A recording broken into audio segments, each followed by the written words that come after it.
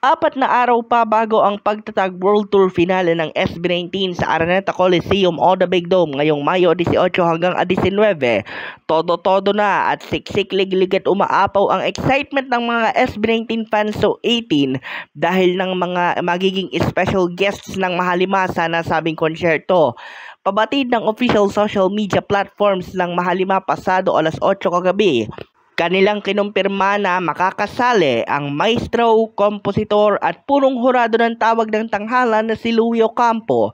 Gayon din ang mga grupong 4 tenors at vocal mix na kapwa nakasali sa The Voice Generations of the Philippines at naging mentor para sa naturang contest si SB19 member Stel Ahero. Sa makatuwid, ang dalawang grupo na ating binanggit ay kasali sa tinaguriang Team Stelbound, kung saan yung vocal mix ang naging grand champion.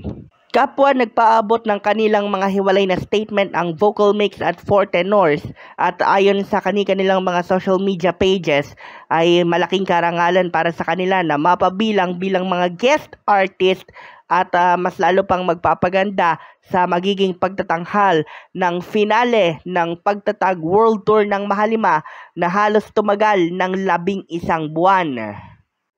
Patuloy naman ang paalala ng mga SB19 fans so 18 sa kanilang mga kabaro na habang palapit ang concert ay maging mapagmatsyag lalo na't dumarami na naman ang mga nagpo-post sa social media na di umano'y liliban sila sa finale dahil ng mga mahalagang emergency kuno.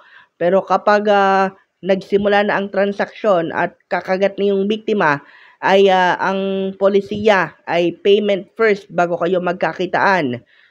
Sa puntong iyon, kapag na-receive na ng potential scammers ang mga pera para sa tickets kuno, ay sa kanila ito itatakbo.